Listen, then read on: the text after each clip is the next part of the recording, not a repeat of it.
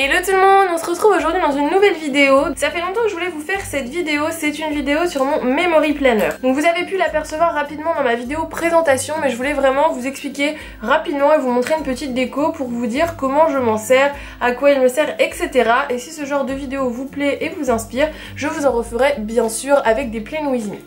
Donc tout d'abord, mon memory planner est de la marque Me and My Big Ideas. C'est un format big, vous l'avez vu sûrement dans la vidéo où je vous présente tous mes planners. Et du coup je l'ai commencé depuis le mois de juillet. Bon, j'ai quelques petits trucs qui traînent à l'intérieur.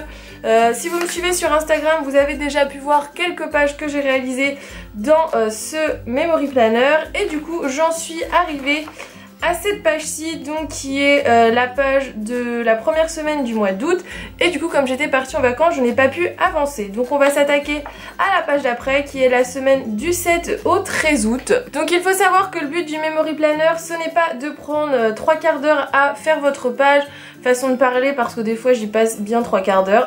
Mais le but c'est pas d'y passer l'après-midi. Comme vous allez devoir vous en occuper un petit peu toutes les semaines, il faut que ce soit quelque chose de rapide. Donc moi souvent je le fais le dimanche soir tranquillement devant la télé. Et ça ne me prend pas plus d'une demi-heure, maximum vraiment 3 quarts d'heure quand j'ai vraiment beaucoup de choses à faire dessus. Et quand j'ai du retard surtout. Mais normalement c'est quelque chose d'assez rapide. Donc la première étape ça va être d'imprimer et de sélectionner toutes les photos que vous avez faites pendant votre semaine. Donc en temps normal j'utilise ma petite Canon Selfie, donc qui est une imprimante spéciale pour imprimer des photos. D'ailleurs je vais vous faire une revue dessus, elle est prévue au mois de septembre normalement. Mais cette fois-ci j'ai voulu tester le site Lalalab. Donc vous avez vu que pas mal de youtubeuses ont fait ce partenariat là. Il était présent sur Octoly, donc voilà, c'était quelque chose de gratuit. Je les ai reçus complètement gratuitement. Et en fait je voulais tester si leur format convenait au format du Big Happy Planner. Donc quand vous recevez votre commande, c'est très simple. Vous recevez un petit papier d'origami et vous recevez 2 petites enveloppes dans lesquelles vous avez vos photos. Donc moi j'ai imprimé seulement mes photos de Paris. Donc ça se présente comme ça, c'est des formats Polaroid petits, donc mini Polaroid. Et je me suis dit ça serait très bien que ça fasse la taille d'une case. Franchement ça serait top, sauf que malheureusement c'est trop grand. Après je pense qu'en les redécoupant, du coup ça peut faire l'affaire si vous n'avez pas d'imprimante chez vous. Je pense que c'est un bon compromis de redécouper autour de l'image, mais vous ne pourrez pas les utiliser telles quelles, à moins que vous ne respectiez pas les cases, ce qui m'arrive les 3 quarts du temps d'ailleurs, donc moi c'est pas forcément dérangeant.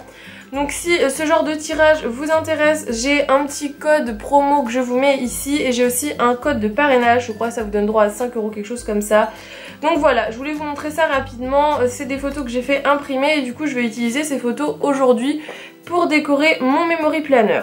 D'ailleurs si ça vous intéresse de voir comment je décore ma vue mensuelle, car souvent je vous montre des vues des semaines, dites-le moi dans les commentaires, je vous ferai ça avec plaisir. Je sais que vous êtes souvent à la recherche d'idées pour combler vos vues mensuelles. Donc voilà, ça peut être une idée de vidéo que j'aimerais bien vous proposer si ça vous intéresse.